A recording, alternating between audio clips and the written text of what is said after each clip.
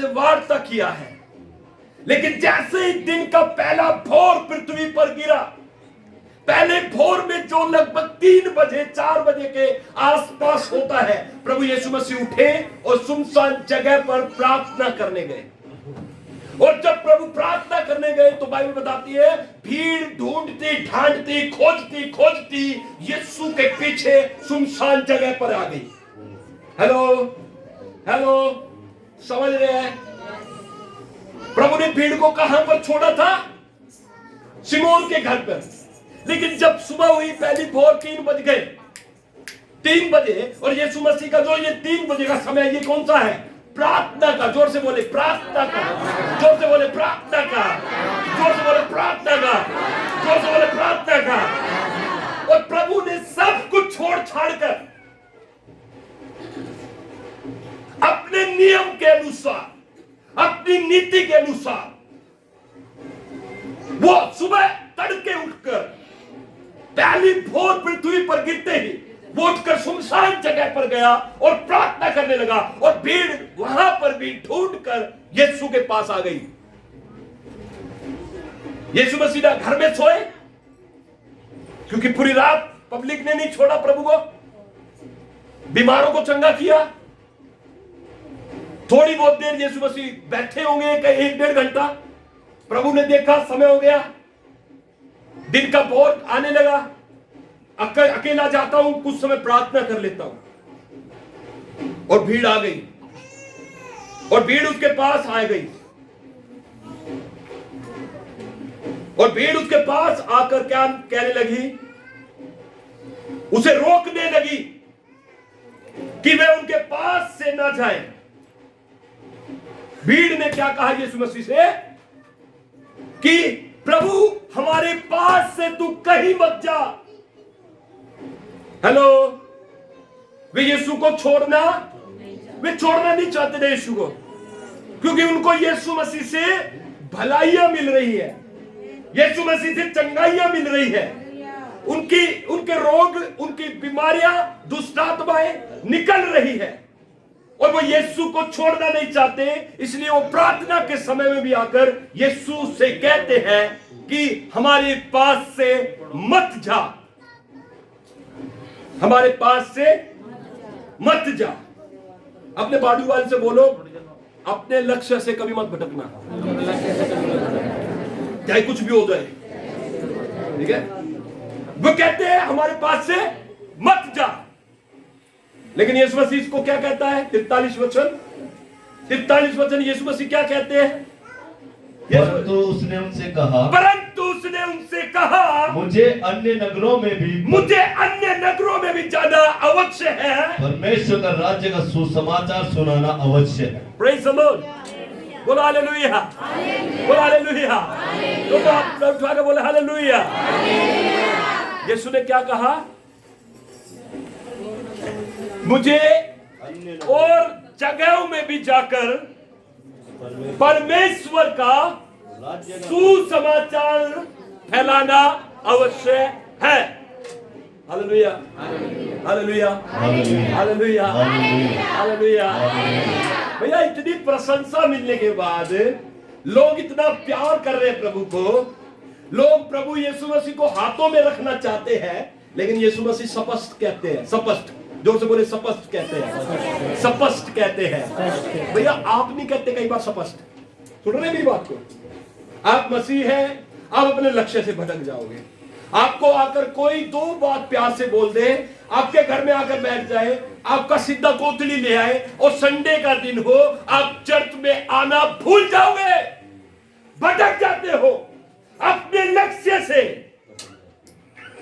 लेकिन यीशु ऐसे नहीं थे, वो अपने लक्ष्य से नहीं भटकते थे। ये अच्छी बात है, यीशु ने यहां सिमोन के घर में उसके लोगों को चंगाई दी, लेकिन सिमोन से भी, और प्रभु ने आगे कह दिया कि अब मेरा यहां से निकलना और मुझे जाना बहुत जरूरी है, और मैं यहां रुक नहीं सकता। Hallelujah, hallelujah. भावनाओं में हम चलते हैं और हवाओं में हम फिर लहरते हैं। भावना आपको खराब करती है। यीशु मसीह के अंदर भी भावना आ सकती थी और यीशु मसीह कह सकता हो कोई नहीं, 1000 लोग मेरे पीछे पड़े हैं, कह रहे हैं रुक जा, और मैं रुक ही जाता हूं। लेकिन यीशु मसीह ने वहां पर समझौता नहीं किया, स्पष्ट कहा। 43 वचन, प्रिंस जोर से माइक में पढ़ो। परंतु उसने उससे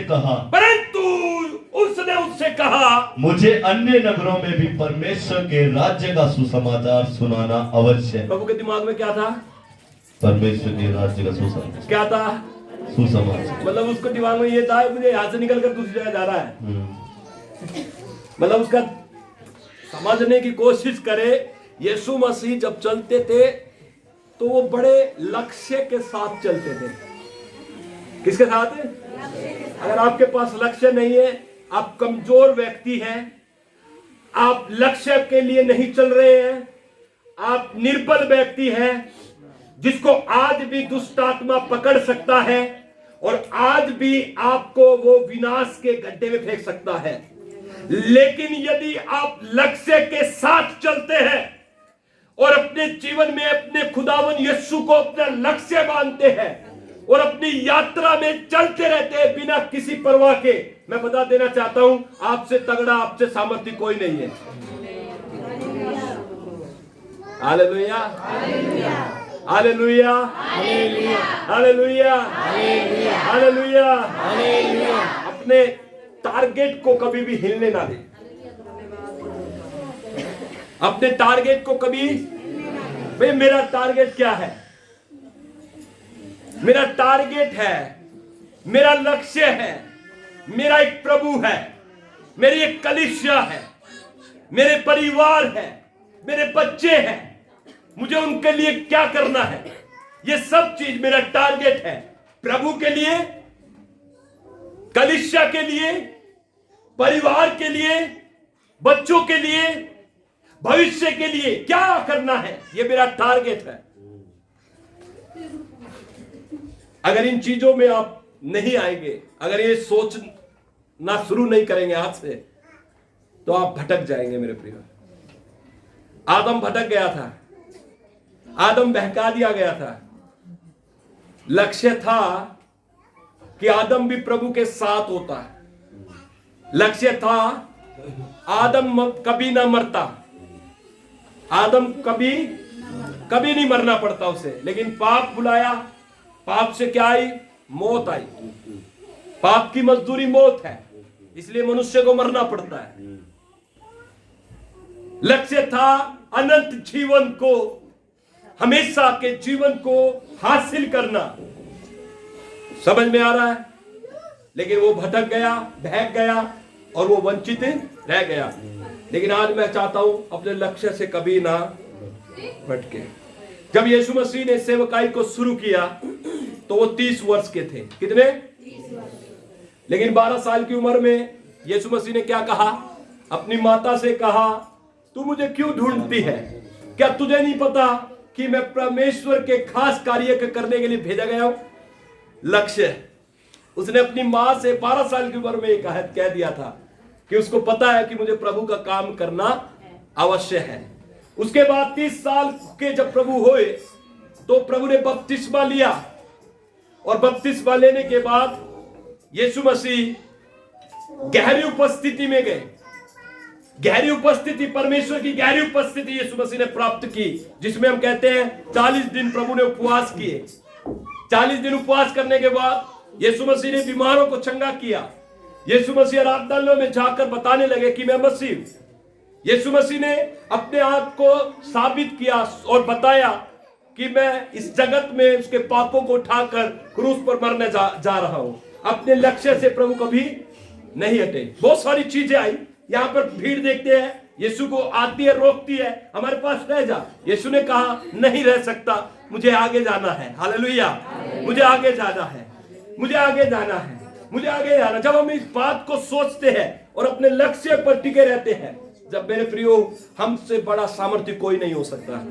हम अपने लक्ष्य को जानते हैं, हम जिए या मरे, हम स्वर्ग में जाएंगे यीशु के नाम में। हम कभी नहीं खोएंगे अपने अनंत जीवन को, हम कभी नहीं भटकेंगे अपने अनंत जीवन से, कभी नहीं छोड़ेंगे स्वर्ग की बातों को। ये हमारा लक्ष्य है। लक्ष्य पर चले, लक्ष्य पर चले। दो बातें जो हम सीखते हैं यहां पर, यीशु मसीह के जीवन काल में दो बातें सबसे महत्वपूर्ण यीशु मसीह ने बना रखी थी। क्या थी दो बातें? पहली बात, चाहे कितनी भी देर तक मैं लोगों को, बीमारों को चंगा करूं, लेकिन सुबह उठकर उसको उसी समय प्रार्थना के लिए जाना था। हाँ या ना? रात को बीमारों को चंगा किया, भीड़ को चंगा किया, सोने का समय नहीं मिला, सुबह उठकर फिर अपने समय के अनुसार वो प्रार्थना करने चला गया।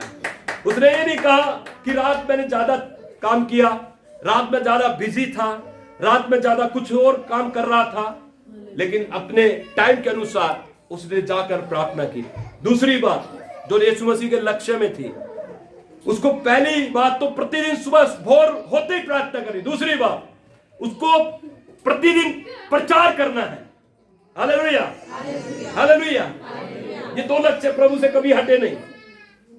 प्रार्थना करनी है और प्रभु के राज्य का प्रचार है।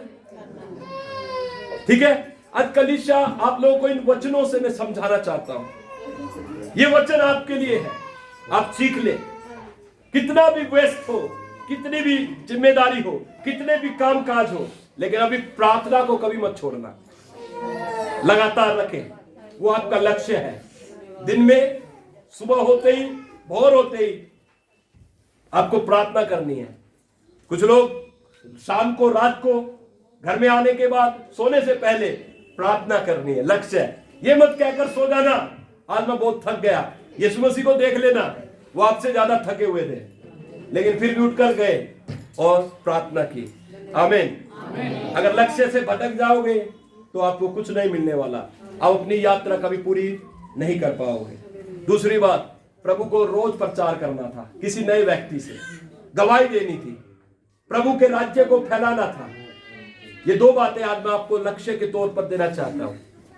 कभी बताए अपनी गवाही को, कभी खोले सुसमाचार को, अपने मुंह को इस्तेमाल करे, प्रभु की बातें बताए, यीशु के काम बताए। यीशु एक जीवित परमेश्वर है। यीशु ने क्रूस पर पाप को खत्म किया है। कभी बताए लोगों को, ये टारगेट बनाए, ये लक्ष्य बनाए। और जब इस तरीके से हम चलेंगे, हम अब कभी कमजोर नहीं होंगे। जो एक काम करता है प्रार्थना और प्रचार, दो बोले, प्रार्थना और प्रचार, वो कभी कमजोर नहीं हो सकता। पूछो क्यों? क्योंकि इन लोगों के लिए सामर्थ और बल ऊपर से आता है। कहां से आता है? ऊपर से। प्रभु देता है, प्रभु बल भी देगा, प्रभु सामर्थ भी देगा। दो बातें लक्ष्य बनाएंगे। बोले आज से मैं अपने लक्ष्य में चलूंगा, प्रार्थना और प्रचार, प्रभु का काम करना मेरा लक्ष्य है। आमीन, आमीन।